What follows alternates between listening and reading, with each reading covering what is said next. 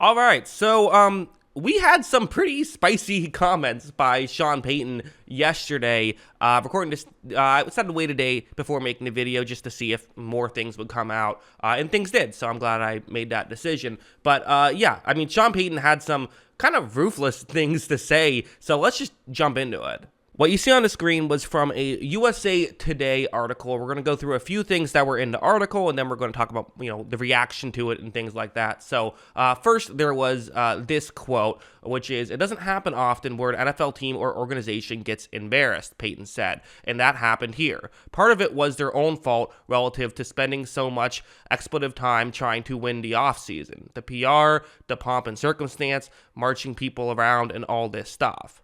We're not doing any of that. The Jets did that this year. You watch. Hard Knocks, all of it. I can see it coming. Remember when former Washington owner Dan Snyder put that dream team together? I was at the Giants in 2000. I was a young coach. I thought, how are we going to compete with them? Deion Sanders is there now. That team won 8 games or whatever. So listen, just put the work in. Everything I heard about last season, we're doing the opposite, Payton said. And this is in relation to, obviously, what the Denver Broncos did last season. Everything you heard about the Denver Broncos and how they did things, he's doing the opposite. So right off the bat, definitely some mild shots taken at certain teams. He's kind of basically just called out the Jets and said that, he doesn't think that they're handling things well, which you usually don't see teams do, especially when they play each other this season in Week 5. So that's just a fascinating little, thing to note there. But, the shot at the Jets of saying that, he thinks that they're kind of paying too much attention to winning the offseason instead of just putting into work when, from the outside looking in, we have no idea how much work they're putting in. But at the end of the day, I don't think anything he said is terrible to say behind closed doors, and so I don't really have an issue with him saying it here. He's saying, hey, you can't just try and win the offseason. You have to put the work in. I think I remember Bruce Arians saying a lot of very similar things when Brady first got there. People got excited, but he kind of said, we still have to go in and put the work in. It's going to be a work in progress. And that's what the Rams did with Matt Stafford.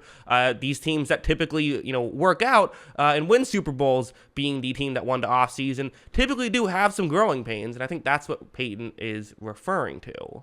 Personally, I think if that's all Payton said, I don't think people would get that upset, but there was more, and kind of these were the parts that really got headlines. And before I get into it, I just want to say the question was more about Russell Wilson and talking about his down season, and I do honestly kind of think that Payton was, in a way, defending Wilson. That's what he was attempting to do with these comments, by shifting the blame on other people. But yeah, let's get into the comments. "Oh man," Payton began, "there's so much dirt around that. There's 20 hands for what was allowed, tolerated in the freaking training rooms, the meeting rooms, the offense. I don't know, Hackett. A lot of people had dirt on their hands. It wasn't just Russell. He didn't flip. He still has it. This BS that he hit a wall, shoot, they couldn't get a play in. They were 29th in the league in pre-snap penalties on both sides of the ball." Later, he said, "That was a message," Payton said. "They can only beat the expletive out of you so much, but everyone's got a little stink on their hands. It's not just Russell. It was a poor offensive line. It might have been one of the worst coaching jobs in the history of the NFL.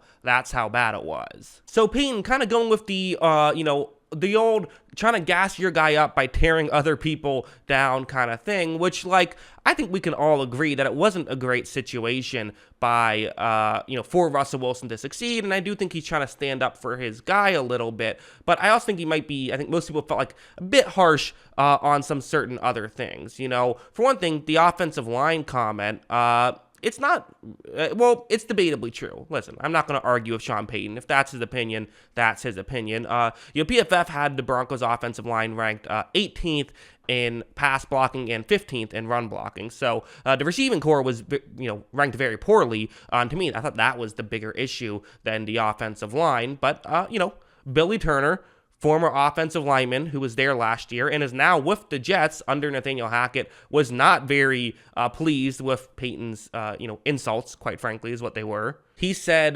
this below, where there's the, the viral photo that went around of everything I heard last season. We're doing the opposite. It might have been one of the worst coaching jobs in the history of the NFL. That's how bad it was.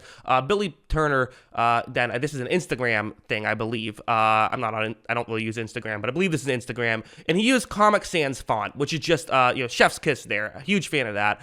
Seems like someone started training camp and is trying to soften the blow after realizing what he's in for this season. Effing bum. Then he did hashtag Bountygate, hashtag childish. Might be the first time ever that hashtag Bountygate was written in Comic Sans, which is very fun. But yeah, Billy Turner, firing back, and he's not, holding anything back. He, played for about 400 snaps last year before getting injured for Denver. I can understand why he's upset.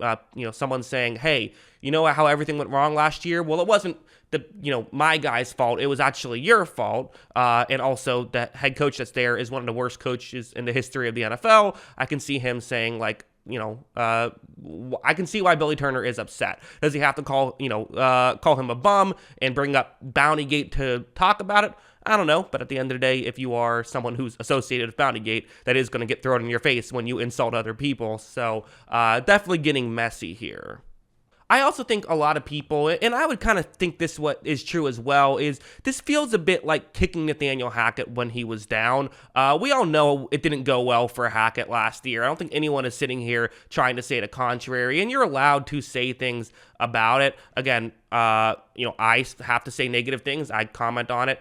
He, had a job commenting on it. So I don't think anyone really have an issue with him, insulting Hackett. At the end of the day, he is allowed to have his opinion on this stuff. I think people were just felt like it was a bit harsh and kind of unnecessary. You can just say the situation wasn't great around him, but that's just not who Sean Payton is. He's someone who speaks his mind for better or worse, and it's, at the end of the day, good to have those kind of people in the NFL from an entertainment perspective. Later, Payton did walk back those comments. This came out today. Listen, I had one of those moments where I still had my Fox hat on and not my coaching hat on, said Payton, who became, blah, blah, blah. We got all that. It was a learning experience for me. It was a mistake, obviously. I need a little more filter. I said what I said, and obviously I need a little more restraint, and I regret that. Which to me feels like a totally fine, I don't even know if I want to say it's an apology, because you never apologize, just kind of said like, yeah, I probably shouldn't have done that, probably should just, kept that to myself, or maybe say that in the locker room, don't say that in a public interview, which I think is fine to say. Again, I don't think he needs to apologize. He had his opinion, he said it. That's totally reasonable for him to do. I can disagree with the opinion, but, I don't think he owes Hackett an apology or anything like that, because it is, it's clearly how he, it's not that different than how a lot of other people feel, so it's just an interesting situation. Robert Sala, when asked about it, he said, I'm not going to acknowledge Sean.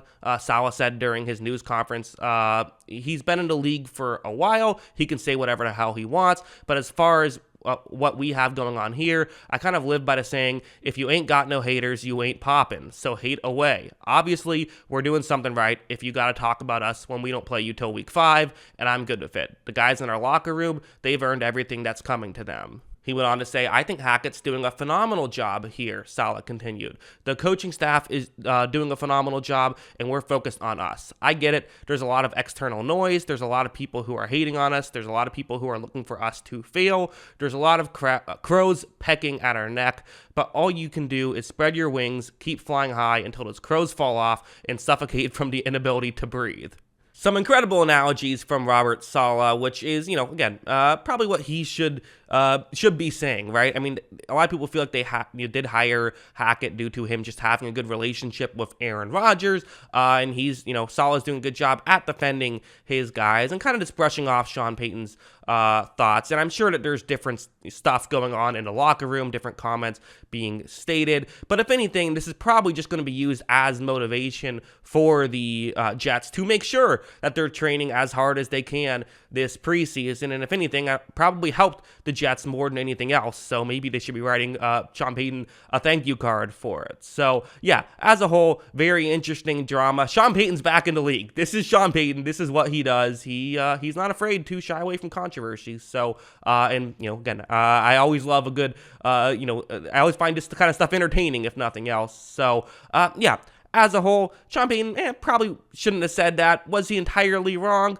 Kind of. I think he was wrong about the offensive line stuff. I don't think Hackett had one of the worst coaching jobs in NFL history. I don't think it was great, for sure, obviously. He got fired before 1 year. But Urban Meyer was just, a year before, and that one was like, I think, a clear step worse than Hackett. Hackett just kind of, everything went wrong for him. So, listen, I think that the team should be better with Sean Payton. I think that, he clearly had an issue with the offensive line. He went up and added a couple of offensive linemen. So, clearly that's how he feels about it. And at the end of the day, if, as an entertainment product, it's good when people feel free to speak their mind, so I'm glad Sean Payton did, but I also understand why the Jets got very upset at him, because they're just living their lives. What did they do? And again, I do think a lot of this, at the end of the day, was Sean Payton trying to, protect Russell Wilson and kind of say, hey, listen, Wilson's getting too much criticism. It was the other guys' fault, which is just, again, it's an opinion, and maybe it's true, because definitely it wasn't all Wilson's fault last year. So, yeah, very fascinating stuff. But that's what I think. What do you think? Let me know in the comments below. Always love hearing from you. And of course, as always, thanks for watching.